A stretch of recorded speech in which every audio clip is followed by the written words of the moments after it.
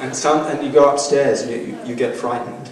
Well, yeah, there's some, yeah, yes. The alchemy. Well, let's say in Abby's work upstairs, those sort of, I'll call them mini dioramas with wheels, they have, I can relate to the narrative in those, and I can associate, make a nice story that I have personal links to. So I was really into Highlight as a kid. Didn't play it, but my cousin was a pro. So I really enjoy those sorts of, when she communicates something that she's interested in for probably just aesthetic reasons that somehow resonates with me, or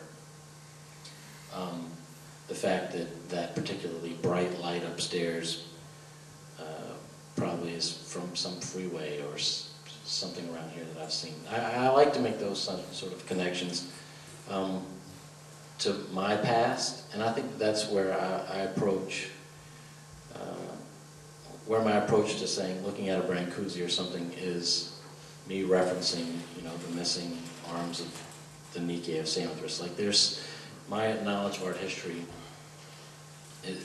is, and my appreciation of current work is due to my knowledge of art history. My appreciation of the work in this room is due to my appreciation of the furniture of Nakashima or Trompe l'oeil sculpture at the Renwick in Washington, D.C. So it's empirical knowledge is what I dig on. Thank you. Can I turn that over to you, Chido? What kind of subtlety is at play in the more collage assembled unmonumental work in this exhibition? Yeah, I guess first I want to readdress that. That's why I'm gearing away from those titles, because I feel Unmonumental was an exhibit. I think for quite a while, I mean, if it's at this unskilled, like going back to the unskilled question, I think that's a very, I think there's a lot of skill in this work. And that's really my question. Yeah, what is the it? skill? I mean, and how does it operate? I mean, it's hard. I could go for hours for every person, definitely. But also, I just have to respond to this room because we're right in this room. But I think this psychology of space, the making the viewer really question what, you know, what they're seeing as something that is present or not present in a certain way. You know, I mean, was watching Benjamin talk in the corner and looking at the shelf back there, for example, which, you know, I mean, we can look at, thinking of the show I saw it at the MCA of the artist Dennis, who did the factory setups, you know. That's in terms of like the potential, the work existing as a signifier towards, oh God, I hate those languages, sorry. As something that makes us imagine what is potentially the energy or something that's going to occur, rather than not with a physical object like this. We know what is possibly going to happen. We have a potential vision. Can we even fathom what that might be? Do we make in our heads? Do we produce those narratives, or are we given the object? And that's actually been going on for a while. Mm-hmm. So I think as soon as we define some name or something like unmonumental, it's dead. It's already dead. Assemblage, I mean, Goldberg makes stuff from scratch, and his ideas are assemblage of ideas, maybe not the physical process.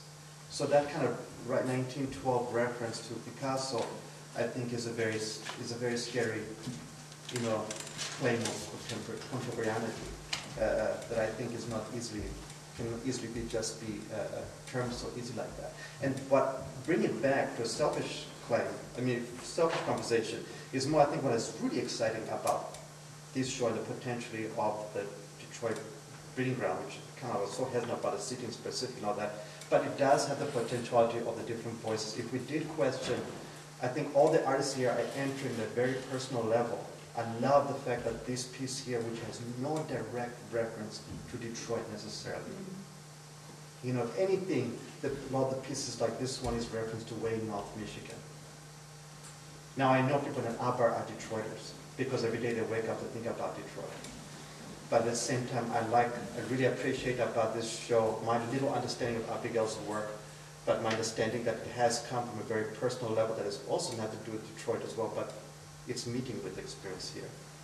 And I think where that eye, that window, or that door is opened ajar to bring those narratives, I think it's the only thing we have. It's the only thing we have. Otherwise, as soon as we start having an image, an aesthetics, any kind of solution, it's dead. Good. If Vince, if you were asked to write for Time magazine and cover this exhibition, talking